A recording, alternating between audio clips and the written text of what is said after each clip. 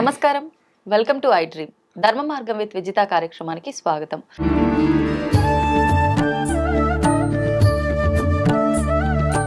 ప్రస్తుతం మనతో పాటు ఉన్నారు ప్రముఖ జ్యోతిష వాస్తు పండితులు, లలిత ఉపాసకులు నానాజీ పట్నాయక్ గారు. ఇప్పుడు వారితో మాట్లాడదాం. నమస్కారం అండి. శ్రీమాత్రే నమః. గురుగారు, మామూలుగా శివుడు అనేసరికి అభిషేక ప్రియుడు, అంతే కదా? అయితే మన దగ్గర ఉన్న ద్రవ్యాలు నిజంగా మనకు సాధ్యపడితే ద్రవ్యాలతో చేసుకుంటాం. అవి పండ్లు కావచ్చు, పంచామృతాలు కావచ్చు, ఏదైనా. అవన్నీ చేయకపోయినా కూడా ఒక చెంబడి నీళ్లు ఆయన పైన పోసి మనం నమస్కారం చేసుకున్న ఆయన ప్రసన్నం అవుతాడు అని చెప్పి అంటుంటాం. కానీ నేను ఈ మధ్య కాలంలో ఒక విధానం గురించి విన్నా. అది మరి నిజంగా ఉందా లేదంటే వాళ్ళ ఇష్ట ప్రకారంగా చేసుకుంటున్నారో తెలీదు. మామూలుగా భస్మంతో అభిషేకం చేస్తుంటాం కదా శివుడికి, దాంట్లో పచ్చకర్పూరం కూడా కలిపి చేస్తారు అని చెప్పి విన్నాను. అది నిజమే అంటారా? ఉంది ఆ విధానం అనేటువంటిది. ఎందుకు ఆ విధానం, దేనికి సంబంధించి చేస్తారు? యాక్చువల్గా పచ్చకర్పూరం చలవ కోసం వాడతారు. చలవ కోసం. మన అభిషేకం చేయడానికి కూడా ముఖ్య కారణం ఏంటంటే శివలింగం ఏదైతే ఉందో ఈ విశ్వం మొత్తం ఒక అండాకారంలో ఉండేటువంటి రూపం శివలింగం అంటే. ఓకే, అభిషేకం చేయడం ఎందుకు అంటే ఈ విశ్వం మొత్తం చల్లగా ఉండాలి, ఈ విశ్వం మొత్తం నిండి ఉన్నటువంటి పరమేశ్వరుడు ఈ రూపంలో ఉన్నందుకు అతనికి అభిషేకం చేస్తున్నాం. Point number 1. ఈ అభిషేకాలు కూడా చాలా రకాలు ఉన్నాయి. అంటే ఒక్కొక్క అభిషేకానికి ఒక్కొక్క ఫలితం ఉంది శాస్త్రంలో. అందులో మళ్ళీ ఒక్కొక్క లింగానికి అభిషేకం చేయడం వల్ల ఒక్కొక్క ఫలితం ఉంది. అయితే నేను మీరు ఇందాక అడిగినటువంటి ఏదైతే ఈ భస్మ అండ్ పచ్చకర్పూరం కలిపి చేసేది ఏదైతే ఉందో ఇది పర్టికులర్ గా 2 విషయాలు నెరవేరడానికి చేస్తారు. ఒకటి, వాళ్ళ జీవితంలో ఏదైతే విముక్తి కలగటం లేదో, ఈ ప్రాబ్లంతో నేను చాలా ఫేస్ చేస్తున్నానండి అంటుంటారు చూసారా. విముక్తి కలగడానికి, ఆ విముక్తి కూడా చాలా సునాయాసంగా కలగడానికి అంటే అది ఏ రకంగా అయినా అసలు ఇప్పుడు చాలా మంది చూడండి, మనం ఈ ప్రాబ్లం క్లియర్ అవ్వాలి కానీ ఎక్కువ స్ట్రెస్ లేకుండా క్లియర్ అవ్వాలి, ప్రశాంతంగా అవ్వాలి అంటాం. అలా ప్రశాంతంగా ఆ యొక్క సమస్య తీరడానికి భస్మలో కొంత పచ్చకర్పూరం కూడా వేసి అభిషేకం చేస్తారు.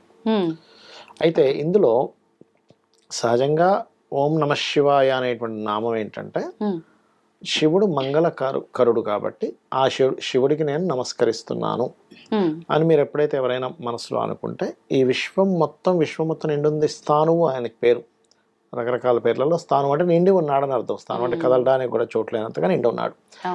అలా నిండి ఉన్నటువంటి శివుడికి నేను, మంగళకరుడైన శివుడికి నేను నమస్కరిస్తున్నాను కదా. అలా ఎప్పుడైతే మనసులో మనం మనస్ఫూర్తిగా అంటామో ఈ విశ్వం మొత్తమే ఆయన ఉన్నాడు కాబట్టి ఆ విశ్వంలో ఉన్న ప్రతిదీ కూడా మనకి మంగళములు ఇచ్చేదిలా అవుతుంది. అలా ఓం నమ శివాయ అనే మంత్రంతో ఈ అభిషేకం చేస్తారు. ఆడవాళ్ళైనా మగవాళ్ళైనా చేస్తారు. కానీ కొంతమంది ఓం నమ శివాయ మంత్రం ఆడవాళ్ళు పఠించకూడదు, దాని బదులు శివాయ నమః అని చెప్పి చెప్పుకోవాలి అని అంటుంటారు కదా. అలాంటిది ఏం లేదమ్మా, చేయొచ్చు. శివాయ నమః అంటే శివుడికి నమస్కరిస్తున్నాను, ఓం నమ శివాయ అంటే నమస్కరిస్తున్నాను శివుడికి. ఏముంది, దానికి రివర్స్ లో చెప్పేది ఉంటది ఒకటి. ఇప్పుడు ఓం ఉంది, ఓం న మ శి వా యా కదా. ఇప్పుడు రివర్స్ రాను దాన్ని, యా నమ శివాయ రివర్స్ లో తీసుకురండి. ఫస్ట్ లాస్ట్ లో ఫస్ట్ తీసుకోండి యా, దాని తర్వాత షి వా, యా వాషి నా మాన, యావాషి మాన ఓం. యావాషి మాన ఓం గన ఎవరైనా అంటే వాళ్ళ కోరిక ఖచ్చితంగా నెరవేరుతుంది, ఏదైనా సంకల్పంతో చేస్తాయి. అవునా? అంటే మంత్రాలకు నామాలకు ఇలా రివర్స్ లో చదివే ఒక అక్షరాన్ని తీసుకుని అటు నుంచి ఇటు ఈ 5 అక్షరాలని పంచాక్షరి మంత్రం నమ శివాయ అనేటువంటిది, ఈ పంచాక్షరి మంత్రాన్ని అటు ఇటు ఇటు అటు మార్చి చేసేటువంటి విధానం కూడా ఉంది. అంటే ఇది రివర్స్ లో చేసేది కూడా మన సాత్విక పద్ధతిలోకే వస్తుందా? మంత్రశాస్త్రంలో దీనికి సంబంధించింది ఇచ్చారు. ఇప్పుడు ఇలా మనం మంత్రం చేస్తున్నప్పుడు ఎవరైనా గురువు సమక్షంలో తీసుకొని చేయాల్సి ఉంటుందా, లేదు ఎవరికి వాళ్ళు మామూలుగా? ఒకటేనమ్మా, మనకి మంత్ర మహోదరి అనేటువంటి గ్రంథంలో చెప్పబడింది ఏంటంటే మీకు ఒక గురువు ఉన్నారనుకోండి, గురుముఖత తీసుకోవడమే 100% కరెక్ట్. సరే, గురువు లేరు, మనకు గురువు దొరకలేదు, ఎక్కడో ఏ అమెరికా కంట్రీస్ లోనే ఏ సౌదీలోనే ఉన్నాడు, కానీ ఆ వ్యక్తికి ఫలానా అమ్మవారి మంత్రం చేయాలనుంది. దానిలో చెప్పినటువంటిది ఏంటంటే బోధిపత్రం మీద ఆ మంత్రాన్ని రాసి శివుడి దగ్గర పెట్టి శివుణ్ణే గురువుగా భావిస్తూ శివాయ గురవే నమః అనుకుని ఆ మంత్రం చేసుకోవచ్చు. ఓకే, ఇప్పుడు బోధిపత్రం ఎక్కడ మనకి, ఏ బోధిపత్రం అంటే ఏంటో తెలియని రోజులు అయిపోయాయి కాబట్టి మీరు ఏం చేయొచ్చు, చక్కగా పేపర్ మీదే రాసి శివుడి దగ్గర పెట్టి ఎంతో భక్తి శ్రద్ధలతో దాన్ని తీసుకొని మీరు కనుక శివాయ గురవే నమః అనుకొని శివుణ్ణి గురువుగా మనసా వాచా కర్మన భావించి మీరు కనుక ఆ మంత్రం చేస్తే ఖచ్చితంగా ఫలిస్తుంది. ఒకవేళ ఇలా చేయొచ్చా? ఇప్పుడు మీరు మాట్లాడుతున్నారు, Yeah. మీరు చెప్తున్నారు కాబట్టి మీరే ఒక గురువుగా భావించి వీడియో వినేవాళ్ళు అలా నమస్కారం చేసుకొని చేయొచ్చమ్మా. అలా కూడా చేసుకోవచ్చు. చేసుకోవచ్చు అది తల్లి. గురువు అంటే గురువుతో పాటు ఆయన చెప్తే తీసుకున్న ఇప్పుడు ఏ ఫలితం వస్తుందో చేయొచ్చు. అదే వస్తుందా ఇప్పుడు కూడా? చేయొచ్చు తల్లి, చేయొచ్చు. ఇప్పుడు ఎలా అంటమ్మా, గురువు అంటే అదేదో నేనేదో పెద్దగా వాళ్ళకి ఏదో ఇచ్చేసినట్టుగా అట్లా ఏం కాదు. గురువు అనే ఇదేదైతే ఉందో చాలా బాధ్యతతో కూరుకుంది. గురువు అని ఎవరిని అంటారంటే అజ్ఞానం అనే అంధకారం నుంచి జ్ఞానం వైపు నడిపించేవాడు గురువు. అందరినీ గురువు అనడానికి వీల్లేదు ఇక్కడ. అవును, అవును. అయితే ఇప్పుడు ఉదాహరణకి నన్నుగా తీసుకున్నాను అనుకోండి, ఇక్కడ నేను కాదు ఉన్నది, ఆ పరమాత్మ వాళ్ళ లోపలికి వచ్చి అది నడిపిస్తూ ఉంటాడు ఒక నమ్మక రూపంలో. అంతేగాని నేను ఏదో గొప్పవాడిని ఏదో ఇచ్చేసాను వీళ్ళందరూ చేసేసుకోవాలనేది కాదు అసలు అక్కడ. ఓకే.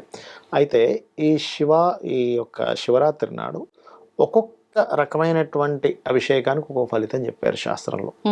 ఇప్పుడు ఎవరికైనా సంతానం లేదనుకోండి, గంధపు నీటితో చేస్తే సంతాన ప్రాప్తి కలుగుతుంది. గంధపు నీటిలో గంధం వేసి అభిషేకం చేయొచ్చు. అరగబామిన గంధము లేకపోతే గంధం పౌడర్ వేసానా లేదా పసుపుతో వేసినటువంటిదైనా చేస్తే ఖచ్చితంగా వారికి సంతాన సంబంధించిన దోషం ఏమైతుందో పోతుంది. అదొకటి. కొంతమంది గురుబలం లేదంటారు, గురుబలం కూడా పెరుగుతుంది చేసినట్లయితే. అదేవిధంగా తేనెతో గనక అభిషేకం చేస్తే శాస్త్రంలో ఏం చెప్తారంటే, ఇప్పుడు చక్కటి గాయకులు ఉంటారు కదా, వాళ్ళందరూ కూడా పూర్వజన్మల్లో తేనెతో అభిషేకం చేశారట. అందుకే చక్కటి గాత్రం వస్తుంది తేనెతో గనక అభిషేకం చేసినట్లయితే. పుష్పాల యొక్క నీటితో అభిషేకం చేస్తారు లేదా పుష్పాలతో అభిషేకం చేస్తారు. పుష్పాల నీళ్లు అంటే నీళ్ళలో పుష్పాలు వేసి వాటితోనే నమశివాయ మంత్రం చదువుతూ లేదా నమక చమకాలు చదువుతూ చేస్తారు. అలా గనక చేస్తే ఖచ్చితంగా కొన్ని శుభవార్తలు వింటారు, వివాహ సంబంధించినటువంటి ప్రయత్నాలు సక్సెస్ అవుతాయి. అలాగే కొంతమంది ఓన్లీ మల్లెపువ్వులతో చేస్తారు వివాహం అవ్వడానికి, ఉట్టి చెరుకు రసంతో చేస్తారు వివాహం అవ్వడానికి కూడా. చెరుకు రసంతో చేయొచ్చు, మల్లెపువ్వులతో చేయొచ్చు, పుష్పపు నీటితో చేయొచ్చు. కొంతమందికి ఎప్పుడు ఏదో ఆటంకం జరుగుతుంటుంది చూసారు, ప్రతిదీ ఆటంకమేనండి నా లైఫ్లో అంటూ ఉంటారు. అలాంటప్పుడు 2 విధానాలు చెప్పారు. ఒకటి గరిక వేసినటువంటి నీటితో అభిషేకం చేయడము, రెండవది బెల్లము కలిపిన నీటితో అభిషేకం చేస్తారు. మామూలుగా గరిక అంటే వినాయకుడికి ఎక్కువ వాడేటువంటి గరిక బిల్వం వాడతాం కదా, బిల్వం వాడతాం. బిల్వం కూడా వాడచ్చు, బిల్వం వాడడం వేరే పద్ధతి. ఆటంకాలు తొలగడం కోసం ఇది గరిక నీటితో చేయడం అనేటువంటిది. అలాగే బిల్వపత్రం అయితే ఖచ్చితంగా శివుడికి పెడతారు, అది ఇంకా దానికి సపరేట్ గా మనం చెప్పక్కర్లేదు. ఇప్పుడు బిల్వపత్రం కూడా అంటే మామూలుగా ఆలయంకి వెళ్ళినప్పుడు చూస్తుంటాము, కొంతమంది ఏమో రివర్స్ లో పెడతారు, కొంతమంది ఇలా. అంటే ఒకవైపు స్ట్రైట్ గా పెడితే లక్ష్మీ ప్రాప్తి, రివర్స్ లో పెడితే ఐశ్వర్య ప్రాప్తి, ఆయుష్ అని చెప్తూ ఉంటారు. అంటే ఎలా పెడితే ఏది? ఇప్పుడు బిల్వము పైన ఆకు రూపంలో కనబడుతుంది. ఆకు 2 రకాలు ఉంటదమ్మా, లోపల వైపు బయట వైపు ఉంటుంది. ఇలా పెడితేనేమో ఐశ్వర్యం అంటారు, ఇలా పెడితే ఆయుష్ అంటూ ఉంటారు, అట్లా అన్నమాట. అలాగే మరొకటి ఏంటంటే ఇక్కడ ఇవన్నీ ఒక ఎత్తు అయితే, మళ్ళీ శివలింగాన్ని ఏ లింగానికి ఆరాధన చేస్తూ ఫలితం అని చెప్పారు. మనకి బిందులింగం అని ఉంటుంది, ఒక ప్లేట్ మీద చిన్న బిందువులా ఉంటుంది, దానికి గనక అభిషేకం చేస్తే మోక్షము అని చెప్పారు శాస్త్రంలో. ఇవి శివపురాణంలో ఉన్నటువంటి అంశాలు ఇవన్నీ కూడా. అదేవిధంగా స్ఫటికలింగానికి చేస్తే కోరికలు తీరుతాయట. స్ఫటికలింగము లేదా పాదరస లింగానికి. ఎవరికైనా వ్యాపారంలో అభివృద్ధి రావాలి, చాలా పెద్ద పెద్ద ఇండస్ట్రీస్ ఉంటాయి, కొన్ని వేల కోట్లలో నడిపిస్తుంటారు, అలాంటివి నడిస్తే ఎంత బాగా లాభం వస్తుందో, నడవకపోతే కూడా అంతే నష్టం వస్తుంది. అలాంటి వాళ్ళు కనుక భరించగలరు అనుకుంటే బంగారు లింగానికి కనుక 41 రోజులు కనుక అభిషేకం చేస్తే వాళ్ళకి వ్యాపార అభివృద్ధి ఉంటుంది. అయితే భక్తి శ్రద్ధలతో చేయాలి, ఏదో చేస్తున్నాము అవుతుందో లేదో ఈ అపనమ్మకంతో చేయొద్దు. ఎందుకంటే అమ్మా, మీరు గనక ఒక పూజ చేసేటప్పుడు ఖచ్చితంగా అక్కడ దేవత వస్తుంది, 100% వస్తుంది. అంటే మంత్ర రూపంలో మనం ఉచ్చారణ చేసినప్పుడు నాకేమీ తెలియదు, మామూలుగా నాకు నచ్చినట్టు నేను మీరు ఎలా చేసినా మీ భక్తి ప్రధానం అక్కడ. ఓకే, మీరు చేశారంటే అక్కడికి వస్తుందమ్మా అంతే. ఒక ఫోన్ని కనుక మనం రింగ్ చేసినప్పుడు అవతల వాళ్ళకి సిగ్నల్ ద్వారా వెళ్ళిపోయి అక్కడ ఎట్లా అయితే వాళ్ళకి రింగ్ అవుతుందో ఫోను, మీరు ప్రారంభించగానే వస్తాడు అక్కడ భగవంతుడు, గుర్తుపెట్టుకోండి. అది అట్లాగే ఏంటంటే ఒక్కొక్క దానికి ఒక్కొక్క ఫలితం. ఇప్పుడు ఈ పచ్చకర్పూరము ఇది ఏంటది విభూది అన్నారు కదా, ఇది ఏ సమయం ఏమైనా చూసుకోవాలా? ఒకటమ్మా, శివుడికి ఎప్పుడైనా సరే మనకి మాస శివరాత్రులు లేకపోతే ఇలాంటివి వచ్చినప్పుడు లింగోద్భవ సమయంలో బెస్ట్. అంటే అర్ధరాత్రి టైం. అర్ధరాత్రి సమయంలో బెస్ట్ అన్నమాట. లేదంటే మామూలుగా పొద్దున్నప్పుడు చేసుకోవచ్చు ఉదయం పూట. ఇప్పుడు ఈ రోజు మాస శివరాత్రి ఉంది అంటే ఈ రోజు నైట్ 12 ఆ టైంలో చేయాలా, ముందు రోజు నైట్ చేయాల్సి ఉంటుందా? శివరాత్రి గడియలు కొన్ని ఉంటాయి. మా ఇది ముందు రోజు చేస్తారు యాక్చువల్గా, అంటే తెల్లవారితే అదనగా చేస్తూ ఉంటారు. అవును. ఓకే. ఈ విధానం మాస శివరాత్రి టైంలో లేదంటే మనం శివుడికి ఇంట్లో అభిషేకం చేసుకుంటున్న టైంలో ఎప్పుడైనా ఆచరించుకోవచ్చు. క్యాలెండర్ లో చూస్తే మహాశివరాత్రి అని వస్తుందమ్మా, ఆ రోజు నైట్ చేసుకోవచ్చు మీరు యాక్చువల్గా. అంటే ఇది ప్రత్యేకించి శివరాత్రి రోజు మాస శివరాత్రి రోజే చేసుకోవాలా, లేదు అంటే నేను రెగ్యులర్ గా అభిషేకం చేసుకుంటా నాకు ఇంట్లో శివలింగం ఉంది అనుకున్న వాళ్ళు ఎవరైనా ఎప్పుడైనా చేసుకోవచ్చా? శాస్త్రంలో చెప్పింది రోజు చేయమని చెప్పింది. దానికి చరలింగము అని ఉంటుంది. అంటే మీరు ఒక పెట్టెలో పెట్టుకొని శివుణ్ణి, నందిని, ఆ అభిషేకానికి ఉండేటువంటి ద్రవ్యాలన్నింటినీ మోసుకొని తిరుగుతుంటారు. చరలింగం అసలు మనల్ని ఎప్పుడు క్యారీ చేయమని చెప్పింది. అంటే మీరు ఏ ఊర్లో ఉన్నా చేయొచ్చు.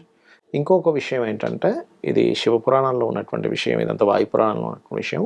ఇప్పుడు మీరు తీసుకెళ్ళలేదమ్మా, ఏ ట్రైన్లోనే వెళ్తున్నారు, అయ్యో మీకు అభిషేకం చేయాలి, పక్క వాళ్ళ దగ్గర మీరు అక్కడ చేయొచ్చు, తప్పేం కాదు, చేసుకోవచ్చు. అది కంపల్సరీ క్యారీ చేయమని చెప్పింది శాస్త్రం. కొంతమంది మీరు ఇలా అన్నారు కాబట్టి పక్కన వాళ్ళ దాంతో అయినా మనం చేసుకోవచ్చు అభిషేకం అన్నారు.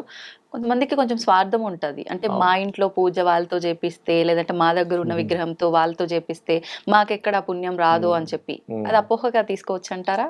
100% అపోహ అది. ఇంకోటి ఏంటంటే, అసలు అలా స్వార్థంగా ఉంటే ఫస్ట్ శివుని యొక్క అనుగ్రహం కలగదు. మీరు ఎప్పుడైతే వాళ్ళకి చేయమని ఇచ్చారో అప్పుడు మీకు ఇచ్చే శివానుగ్రహం మరింత రెట్టింపు అవుతుంది. ఎందుకంటే మీరు వాళ్ళకి కూడా చేసుకోవడానికి ఇచ్చి, మీకు కొత్తగా మీ జేబులోంచి పోయేది లేదు అక్కడ. శివానుగ్రహం శివుడు ఇచ్చేది, మీ చేతిలోంచి మీ దగ్గర ఎక్కడ పోతుంది. అది సంతోషం అండి, చాలా మంచి విషయాలు తెలియజేశారు. ధన్యవాదాలు. శ్రీమాత్రే నమః.